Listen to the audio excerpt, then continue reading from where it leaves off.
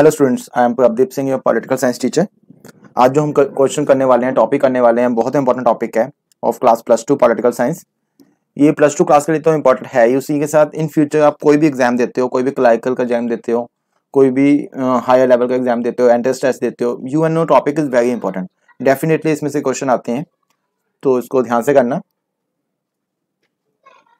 United nation students, अगर मैं United nation की बात करूं तो यूनाइटेड नेशन को बहुत हाई लेवल की ऑर्गेनाइजेशन बोला जाता है, but it's neither A super state nor a government of governments, क्योंकि ये कोई भी स्टेट नहीं है, ना ही इसमें कोई you can say that government of the governments, सभी गवर्नमेंट्स को मिला के एक बड़ी गवर्नमेंट बनी हुई है। Not like that, because it does not have an army, और ये किसी के ऊपर टैक्स नहीं लगाती है।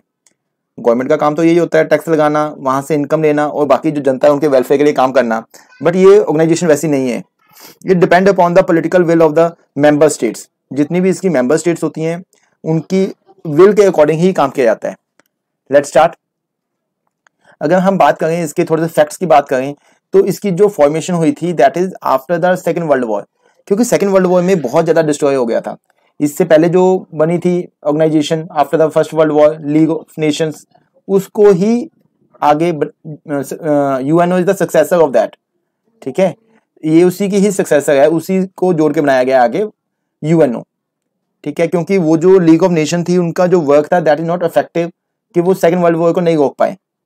ठीक है, जो प्लान थे उनके, जो प्रोग्राम थे, वो नहीं रोक पाए। दैट्स वाई इन्होंने सेकेंड वर्ल्ड वॉर के बाद एक बड़े लेवल की ऑर्गेनाइजेशन बनाई सभी देशों ने मिलकर, जिसका नाम यूनाइटेड नेशन था। ठीक है, इसका मेन काम क्या है, अगर मैं बात करूं एम की, एम क्या है, फ्यूचर ग्लोबल स्केल कॉन्फ्लिक्ट। ठीक है, कोई भी फ्यूचर में ग्लोबल लेवल पे कॉन्फ्लिक्ट ना हो उसको रोकने की कोशिश करते हैं। ये किसके बाद बनी है, लीग ऑफ नेशन का सक्सेसर है यूएनओ। अगर मैं बात करूं 50 रिप्रेजेंटेटिव्स मिले थे फ्रॉम द डिफरेंट गवर्नमेंट्स। ठीक है, कहां मिले थे, सैन फ्रांसिस्को में 25 अप्रैल 1945 के अंदर, 25 अप्रैल 1945 के अंदर मिले थे 50 representatives from the different countries. किस जगह पे मिले थे, this is also very important. और इन्होंने वहां पे स्टार्ट किया ड्राफ्ट बनाना। ठीक है, उसके बाद जो चार्टर था उसने अपना काम 25 जून, अप्रैल मई जून, आप देखिए 3 मंथ के बाद, 2 मंथ के बाद इन्होंने अपना जो था वो बना लिया, 25 से लेके 26 मई, देन 25 मई से लेके 26 जून। ठीक है, तो 25 जून, तो उन्होंने 25 जून तक अपना पूरा चार्टर था वो कंप्लीट कर लिया, उसको अडॉप्ट कर लिया। अगर हम चार्टर की बात करें, it's like a mini constitution, not directly the constitution but all the rule and regulations are written in charter. ठीक है, और इसके बाद 24 अक्टूबर 1945 को charter come to an effect. अगर मैं बात करूं यूएनओ डे की, तो यूएनओ डे कब होता है, 24 अक्टूबर 1945 के अंदर, ये भी आपने याद रखना है। तो ये फैक्ट है सारे, कब फॉर्म हुआ था, ठीक है, कैसे फॉर्म हुआ, this is also part of the history, कैसे फॉर्म हुआ, किसका सक्सेसर था, कब इसका काम स्टार्ट किया गया चार्टर का, और कब इसको इफेक्ट में लेके आया। जैसे हमारे कॉन्स्टिट्यूशन में से 2 क्वेश्चन बनते हैं, if I talk about the Indian constitution, कि Indian constitution when the work is completed. ठीक है, मींस कब कॉन्स्टिट्यूशन बन के तैयार हो गया था, उसका आंसर डिफरेंट है। अगर मैं बोलूँ कि कब उसको इफेक्ट में लेके आए, दैट इज द 26 जनवरी 1950 के अंदर, तो वो अलग है। तो इसी तरह भी इसी के भी 2 अलग अलग डेट्स हैं, आपने दोनों याद करनी है। Next topic, objectives. बहुत इंपॉर्टेंट क्वेश्चन है, ज्यादातर पेपर में आ जाते होते हैं। ठीक है, 2 मार्क्स के और 3 मार्क्स और 5 मार्क्स के बीच में, 5 मार्क्स में तो नहीं आएगा, 3 मार्क्स के क्वेश्चन में आ जाते हैं ऑब्जेक्टिव्स। फर्स्ट जो मेन ऑब्जेक्टिव है that is to maintain international peace, to maintain international piece.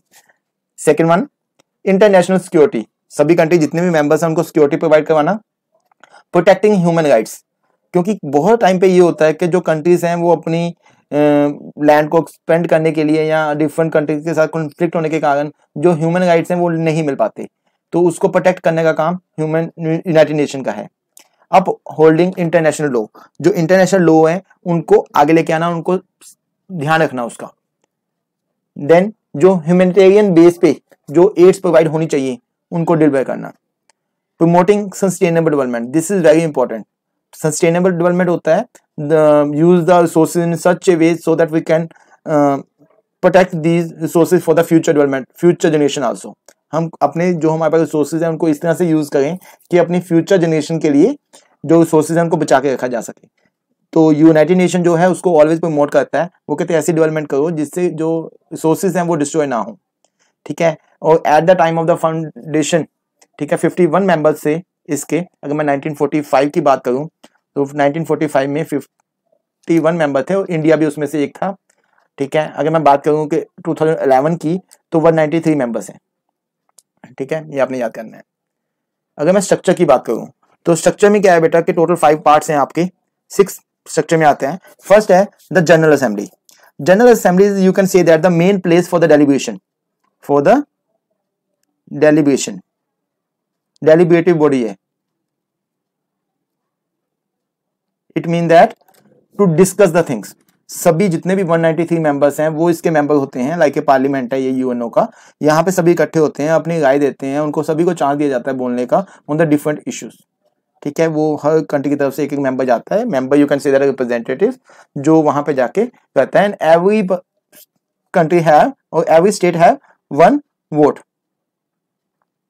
ठीक है, ये भी आपने याद रखना है। सभी के पास इक्वल राइट्स हैं in the general assembly. United Nation Security council, अगर मैं यूनाइटेड नेशन सिक्योरिटी काउंसिल की बात करूं, इसको शॉर्ट में यूएनएससी बोलते हैं, ठीक है। This is the main part of that, the main body of the United nation.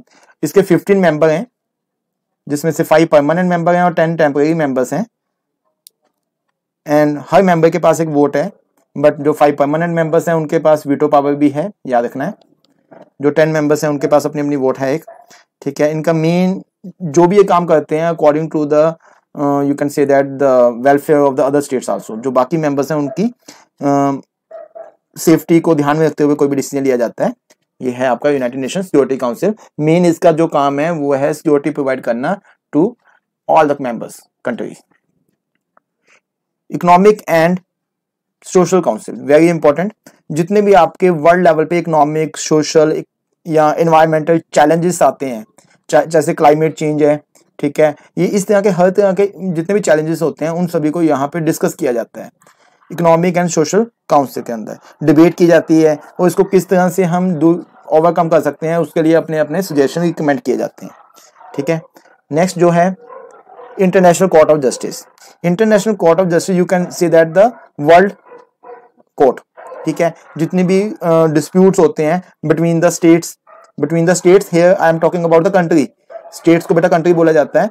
If अगर हम पॉलिटिकल साइंस की लैंग्वेज में जाएं तो स्टेट मींस कंट्री, किसी भी कंट्री को स्टेट बोला जाता है। In the upcoming video I will try to explain that why India is a state, ठीक है, why America is a state, बताऊंगा आपको, ठीक है। तो जितनी भी हमारी स्टेट्स हैं, ठीक है, उनके बीच में जो डिस्प्यूट्स होते हैं, ठीक है, वो डिस्कस किए जाते हैं यहाँ पे, और इसकी काफी ज्यादा स्पेशलाइज्ड एजेंसीज हैं जो इसके अंडर काम करती हैं। UN secretariat. सेक्रेटरीट क्या है बेटा? Secretariat is the consist of different staff members. अब यूएनओ की बात करें, यूएनओ के अंदर एक यूएन सेक्रेटरीट है, जैसे स्कूल के अंदर एक ऑफिस होता है जो सब कुछ देखता है, मीटिंग अरेंज करता है, ईच एंड एवरीथिंग करता है, ठीक है, to run the school. Same like that UNO के अंदर यूएन सेक्रेटरीट है, एक ऑफिस है जिसके अंदर डिफरेंट नेशन से पर्सन होते हैं जिनकी ड्यूटीज वाइज होती है, working in duty station all over the world.